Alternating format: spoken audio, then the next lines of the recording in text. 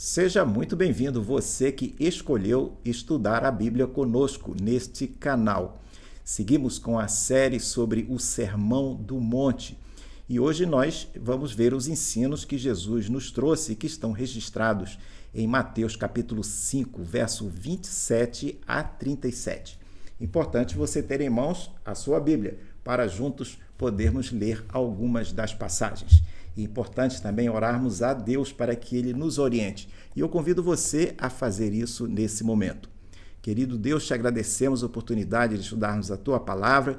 Queremos te pedir que Tu nos abençoes, que Tu nos orientes neste estudo e que possamos também, sob Tua orientação, colocar em prática aquilo que viermos a aprender. Abençoa cada um que nos acompanha. Em nome de Jesus. Amém. Vamos então à nossa leitura que se encontra em Mateus, no Evangelho de Mateus, capítulo 5, verso 27 a 37. O texto diz o seguinte: Vocês ouviram o que foi dito, não cometa adultério. Eu, porém, lhes digo que todo que olhar para uma mulher com intenção impura já cometeu adultério com ela no seu coração. Se o seu olho direito leva você a tropeçar, arranque-o e jogue-o fora, pois é preferível você perder uma parte do seu corpo do que ter o corpo inteiro lançado no inferno. E se a sua mão direita leva você a tropeçar, corte-a e jogue fora, pois é preferível você perder uma parte do seu corpo do que o corpo inteiro ir para o inferno. Também foi dito, aquele que repudiar a sua mulher deve dar-lhe uma carta de divórcio. Eu, porém, lhes digo, quem repudiar a sua mulher, exceto em caso de relações sexuais ilícitas, a expõe a se tornar adúltera. E aquele que casar com a repudiada, comete adultério. Vocês também ouviram que foi dito aos antigos, não faça juramento falso, mas cumpra rigorosamente para com o Senhor o que você jurou. Eu, porém, lhes digo, não jurem de modo nenhum, nem pelo céu, por ser o trono de Deus, e nem pela terra, por ser estrado de seus pés, nem por Jerusalém, por ser a cidade do grande rei. Não jure pela sua cabeça, porque você não pode fazer com que um só cabelo fique branco ou preto. Que a palavra de vocês seja sim, sim, não, não. O que passar disto vem do maligno. No texto que nós estudamos hoje, que é parte do Sermão do Monte, Jesus considera 3 temas principais: adultério, divórcio e juramentos. Os primeiros 2 temas, o de olhar para uma mulher com intenção impura e o tema sobre não adulterar, são bem desafiadores. São itens que fazem parte dos 10 mandamentos, conforme nós lemos lá em Êxodo, capítulo 20, versos 14 e 17. Jesus os menciona e passa a esclarecer de forma profunda o significado pretendido por Deus para esses mandamentos. A interpretação dele deixa de lado a visão básica e literal da época e considera a visão do espírito da lei que havia por trás da letra da lei. Sobre o adultério, Jesus afirma que isso acontece já a partir da intenção. Ele vai ensinar que um homem que olha para uma mulher com o propósito de desejá-la sexualmente comete adultério mentalmente, mesmo que não se deite com ela. O que está em jogo nesse ponto abordado no verso 28, de olhar para uma mulher, não é apenas admirar sua beleza, mas nutrir um desejo sexual através de um relacionamento ilegítimo. Quando Jesus diz que todo que olhar para uma mulher com intenção impura já cometeu adultério com ela no coração, o que ele quer dizer e a que coração ele se refere? Aqui Jesus deve estar se referindo tanto à mente quanto à vontade e às emoções. Mas provavelmente ele está enfatizando a questão do pensamento ou da intenção. Isso aponta para o caso em que o cônjuge não comete o ato de adultério de forma real, por falta de oportunidade ou possivelmente por conta de algum obstáculo, mas o comete no pensamento. O problema não é ser atraído passageiramente por alguém, mas o pecado é manter o foco naquela pessoa, alimentando o desejo de seguir adiante com ela, mesmo de forma ilegítima. Esse é o ponto sutil mais relevante que Jesus pontua em sua argumentação. O cristão precisa ser radical contra as tentações para não deixá-las prosperar. Para se evitar a tentação em geral, vale notar o que afirma os versos 29 e 30 sobre arrancar o próprio olho e cortar a própria mão. Uma interpretação literal desses versículos concluiria que Jesus pretendia mutilar todos os seus seguidores.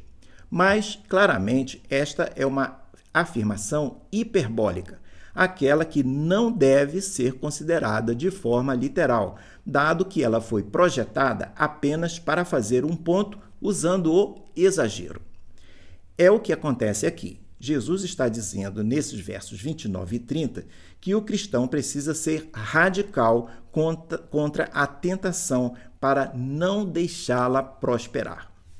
No próximo quadro, como Jesus considerou a questão do divórcio.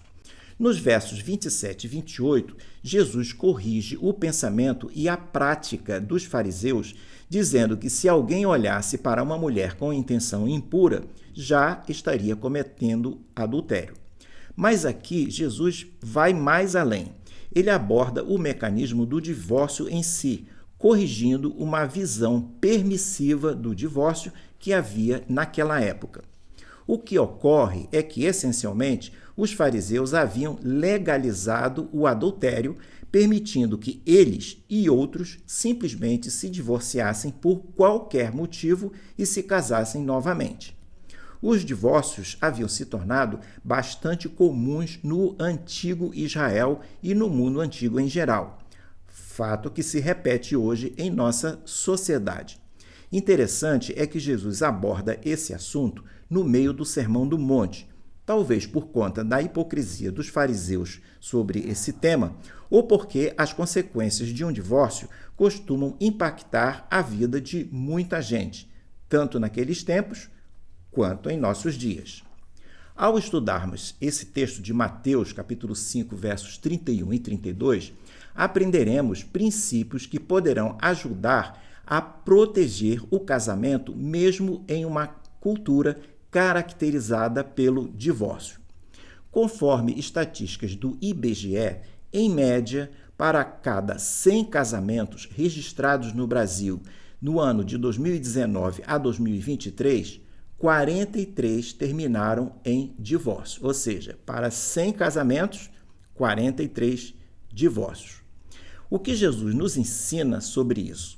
No verso 31, ele declara, com base em Deuteronômio 24, 1 a 4, e dentro do contexto da época, que se houvesse divórcio, o marido teria que dar à esposa um documento legal sobre o término do casamento.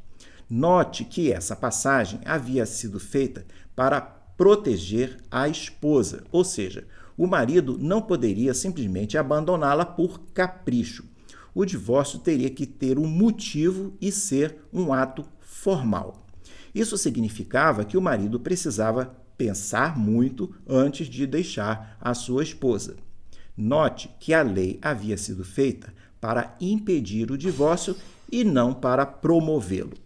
Na abordagem de Jesus, o problema não era o conceito do divórcio em si, pois isto estava previsto na lei do Antigo Testamento, mas era a forma leviana de como o divórcio estava sendo praticado, algo que tinha a ver com o motivo. O que exatamente os fariseus e escribas ensinavam sobre o divórcio, qual era a forma leviana que eles estavam praticando e o que levava Jesus a criticá-los. A lei de Deuteronômio, capítulo 24, verso 1, dizia que o motivo para um possível divórcio era se a mulher não fosse agradável aos olhos do marido, ou se ele tivesse achado alguma coisa indecente na mulher. O que significa não ser agradável aos olhos do marido e haver alguma coisa indecente na esposa? Como isso estava sendo interpretado e praticado naquele tempo? É o que veremos no próximo quadro. Na época, havia duas correntes sobre possíveis motivos para o divórcio. Uma era a escola conservadora do rabino de nome Shammai, e a outra a escola liberal de um outro rabino chamado Hillel. A escola conservadora, liderada pelo rabino Shammai, acreditava que os possíveis motivos tinham a ver com algo sexual, mas não o adultério. Não poderia ser adultério, uma vez que no Antigo Testamento o adultério exigia pena de morte. Já a escola liderada pelo rabino Hillel ensinava a visão liberal de que não ser agradável aos olhos do marido ou haver algo indecente na mulher poderia se referir a qualquer coisa insatisfatória para o marido, incluindo se ele passasse a achar a mulher feia ou se ela tivesse queimado a comida. Durante a época de Jesus, a visão predominante era a visão liberal, ou seja, que um homem poderia se divorciar de sua esposa por qualquer motivo. Jesus tinha seu próprio entendimento sobre o divórcio. O ponto contrário de Jesus ao divórcio era exatamente o motivo leviano para a separação. No relato do Sermão do Monte, em Mateus 5, 31 e 32, note que Jesus considera a possibilidade de haver divórcio, quando ele especifica que poderia haver um motivo para isso. Ele afirmava também o seguinte, segundo o texto, também foi dito, aquele que repudiar a sua mulher deve dar-lhe uma carta de divórcio. Eu, porém, lhes digo, quem repudiar sua mulher, exceto em caso de relações sexuais ilícitas, a expõe a se tornar adúltera, e aquele que se casar com a repudiada comete adultério. A referência de Jesus a relações sexuais ilícitas como motivo legítimo para uma separação indica haver um critério válido para um eventual divórcio, apesar disso não ser o ideal de Deus. E qual é esse motivo? Se um cônjuge rompe o relacionamento conjugal ao unir-se sexualmente a outra pessoa, significa que seu vínculo matrimonial original estaria quebrado. É como se esse cônjuge tivesse morrido, pois a relação estaria efetivamente morta. O autor de nome Norman Geisler, que escreveu o livro Ética Cristã, Alternativas e Questões Contemporâneas, aborda esse tema. Ele argumenta que, nesse caso, se não há como restaurar o relacionamento dentro de uma expectativa de uma união permanente e saudável, a separação pode se tornar uma opção biblicamente válida. No próximo quadro, vemos alguns pontos sobre o divórcio que podemos aprender com Jesus. De qualquer maneira, um ponto de partida relevante é procurarmos entender o que Deus pretendeu para o casamento, segundo lemos nas Escrituras. A intenção de Deus sempre foi que a união matrimonial durasse. Mais à frente, quando os fariseus fazem perguntas a Jesus sobre o divórcio, lá no capítulo 19 de Mateus, versos 4 a 6, ele os responde dizendo que o casamento foi algo projetado por Deus e ele também afirma que as pessoas não deveriam separar o que Deus une. Dada a visão de Jesus sobre esse tema, vemos que o conceito do divórcio em si se contrapõe ao ideal de Deus, em termos do que o Senhor planejou para o casamento. Além disso, vemos aqui que, quando ocorre o matrimônio, o casal forma uma nova unidade familiar, tornando-se uma só carne. Quando Gênesis, no capítulo 1, verso 27, fala sobre termos sido criados à imagem e semelhança de Deus, vem-nos à mente a imagem do ser humano não como um indivíduo sozinho, mas como uma família típica, composta pelo pai, a mãe e o filho. Essa perspectiva é poderosa, pois nos ajuda a fazer um paralelo que mostra a família como sendo imagem de Deus quando pensamos na Trindade. O ponto que Jesus faz no verso 6 sobre não separar o que Deus une aponta para a presença de Deus quando a união permanece íntegra e saudável. Por outro lado, quando o casamento se mantém em discórdia e disfunção, ele tende a afastar as pessoas de Deus, especialmente as crianças. Nesses casos, notadamente quando há questões de adultério, a pergunta que surge é: será que Deus realmente uniu esse casal? E se Deus não uniu, seria correto procurar manter a qualquer custo aquilo que Deus não ajuntou? Um ponto interessante a destacar é que o divórcio não pode ser visto como uma exceção ao princípio bíblico de não separar o que Deus ajuntou. Porém, vale notar que a regra bíblica não diz que o divórcio é sempre errado. O que a Bíblia afirma é que um relacionamento permanente, contínuo, saudável e único é sempre certo. Uma coisa que mata a aliança do casamento é a morte física. O adultério também mata a aliança do casamento. Mas, se os cônjuges estão vivos, as Escrituras se mantêm interessadas na permanência do casamento. Nesse caso, o princípio ético envolvido é procurar manter um relacionamento de amor único. Se, contudo, um dos cônjuges não estiver mais vivo, ou se o casamento tiver sido destruído irremediavelmente por relações sexuais ilícitas, sem possibilidade da relação ser reatada, o cônjuge ofendido estará isento de se manter na relação e o divórcio será ou estará biblicamente justificado caso aconteça. Relações que dificilmente poderão ser reatadas são aquelas do tipo em que o cônjuge que falhou já ter constituído uma segunda família, ou aqueles em que manter a relação poderá perpetuar algum mal maior, como, por exemplo, quando um dos cônjuges ou filhos passam a entrar em um estado de perigo físico. O tema do divórcio não tem sido um tema pacífico entre os cristãos. Nesse estudo, trouxemos apenas um possível entendimento sobre o assunto. Nos próximos quadros, seguimos com o terceiro tema abordado por Jesus nesse trecho do Sermão do Monte, sobre não ter que fazer juramentos. E vem-nos uma pergunta: como ser verdadeiro e ter só uma palavra? A mentira é o primeiro pecado que aparece no relato bíblico.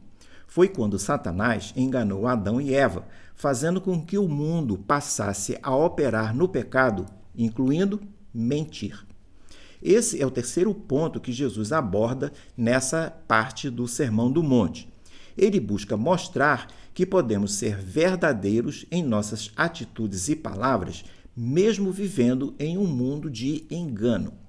Em Romanos 3,13, Paulo se refere aos que costumam mentir, dizendo: a garganta deles é sepulcro aberto, com a língua enganam, veneno de víbora está nos seus lábios. A Bíblia nos ensina que o pecado pode afetar a integridade de todos. A desonestidade é uma epidemia que afeta muitas instituições, o mercado de trabalho, as comunidades e a política. Confiar em alguém não é simples, pois os motivos para mentir são vários. As pessoas mentem para parecerem melhores ou para se protegerem de alguma falta cometida. Muitos mentem também para ganhar algo que desejam, como uma boa nota, uma promoção ou benefícios fiscais. Nesse texto de Mateus, Jesus declara que os cidadãos do seu reino serão identificados não pela mentira, mas pela honestidade radical. aprendemos com ele alguns princípios em como sermos verdadeiros, mesmo cercados por uma sociedade que vive em um mundo de engano. Nesse trecho do Sermão do Monte, destacamos 3 princípios que podem nos ajudar a sermos crentes comprometidos com a verdade. Os princípios são rejeitar práticas enganosas, ter Deus como soberano e falar sempre a verdade, bloqueando o maligno. É o que veremos nos próximos quadros. O primeiro princípio que pode nos ajudar a sermos verdadeiros diz o seguinte: ser verdadeiro significa rejeitar práticas enganosas. Jesus nos ensina que, se fizermos algum juramento, deveremos honrá-lo, mas ele vai além. Ele nos exorta a não fazer juramentos. Porém, não há aqui nenhuma proibição absoluta a juramentos. O que Jesus está fazendo é condenar juramentos frívolos, desonestos ou juramentos evasivos e enganadores. No Antigo Testamento, não era proibido fazer juramentos e, em alguns casos, era até incentivado, como nós encontramos, por exemplo, em Deuteronômio capítulo 10, verso 20, que diz: temam ao Senhor seu Deus e sirvam a Ele, sejam fiéis a Ele e jurem somente pelo seu nome. Originalmente, Deus permitiu que os juramentos restringissem a tendência natural da humanidade em mentir. O motivo para invocar o nome de Deus era para estabelecer uma maior responsabilidade entre as pessoas. Essencialmente, quando uma pessoa jurava em nome de Deus, estava assumindo ou contando que o Senhor iria julgá-la caso viesse a mentir. Os juramentos eram reservados, em geral, para as ocasiões mais solenes. De qualquer forma, todos deveriam ser levados a sério. O que era proibido no Antigo Testamento não era o juramento, mas quebrar os votos ou fazê-los levianamente. Deuteronômio 23, 21 diz o seguinte: se fizerem um voto ao Senhor, seu Deus, não devem demorar a cumpri-lo, porque o Senhor, seu Deus, certamente o exigirá de vocês, e vocês serão culpados de pecado. Não cumprir votos ou juramentos era exatamente o que os judeus nos tempos de Jesus estavam fazendo. Os juramentos eram feitos levianamente e quebrados, enganando os outros com o seu uso. Nos dias de hoje, não se pratica muito o juramento, como antigamente. Mas o problema de falta de integridade continua, pois muitos acham aceitável mentir, roubar ou trapacear, bem como oferecer ou aceitar suborno, sonegar impostos ou usar serviços de TV a cabo, streaming ou softwares sem pagar licença. Há quem ache até estranho não fazer isso. Se quisermos ser verdadeiros como Jesus ensinou, devemos banir todas as formas de práticas enganosas. No próximo quadro, vemos o segundo princípio. Ser verdadeiro precisa ter Deus como soberano. Se o julgamento não fosse em nome de Deus, ele poderia ser quebrado? Para fugir do rigor de jurar por Deus, alguns rabinos ensinavam que, desde que as pessoas não usassem o nome de Deus em um juramento, eles eram livres para quebrá-lo. Com isso, muitos juramentos eram feitos sobre a mãe, sobre o pai, invocando Jerusalém ou qualquer outra coisa que parecesse sagrada. No entanto, sobre esse ponto, Jesus lembrou que, mesmo que as pessoas não mencionassem o nome de Deus, o Senhor ainda as responsabilizaria. Como aplicar isso em nossos dias? Essa prática de jurar por qualquer coisa nos aponta para uma possível aplicação. Os fariseus hipócritas do templo de Jesus achavam que certos lugares ou coisas invocavam o julgamento de Deus por serem sagradas, mas outros lugares ou coisas não eram sagradas. Em nosso caso, é fato que, se estivermos no ambiente da igreja, não devemos mentir e nem agir de forma errada, com Deus e com nossos irmãos. Contudo, quando estivermos fora da igreja, em casa, no trabalho ou em nossas conversas com amigos, nossa conduta de crente íntegro e verdadeiro deverá ser a conduta a mesma que temos no ambiente da igreja. Devemos reconhecer Deus como nosso soberano sobre todas as nossas palavras e sobre todas as nossas ações, em qualquer lugar onde estivermos. Para isso, precisamos ser verdadeiros sempre, ou seja, a verdade é importante em todas as situações e lugares, e não apenas de vez em quando. No próximo e último quadro, vemos o terceiro princípio que pode nos ajudar a sermos verdadeiros. Ser verdadeiro é falar apenas a verdade, bloqueando o maligno. Mateus 5,37, nesse texto, Jesus nos diz que a palavra de vocês seja sim, sim, não, não, e o que passar disso vem do maligno. Como antes ele nos exorta a não usarmos juramentos, isso significa que nossas conversas, nossa palavra e o que nós comunicarmos precisam ter sempre um conteúdo correto. Devemos evitar meias-verdades que muitas vezes são dadas para evitar consequências. Nossas palavras em todos os momentos devem ser verdadeiras. Mas como entender a frase "o que passar do sim, sim, não, não, vem do maligno"? Em João, no capítulo 8, verso 44, Jesus diz que Satanás é o pai da mentira. O impacto disso é que, quando praticamos a desonestidade, copiamos o inimigo e abrimos a porta para ele nos usar. Quando aceitamos mentiras e começamos a pronunciá-las, permitimos que Satanás use nossa voz para enganar, para desencorajar e destruir. Importante estarmos cientes dessa realidade. Se você quer estar protegido contra os ataques de Satanás, use o cinto da verdade, conforme Paulo nos diz em Efésios 6, capítulo 6, verso 14. Portanto, estejam preparados, usem a verdade como cinturão, vistam-se com a couraça da justiça. Devemos conhecer a verdade de Deus e aplicá-la a nós mesmos e aos outros que estão ao nosso alcance. Ao fazer isso, não deixaremos espaço para o inimigo nos influenciar para tomarmos atalhos iníquos. Se pretendemos ser verdadeiros e vivermos a integridade radical do reino de Deus, devemos falar a verdade sempre alinhados com a palavra de Deus.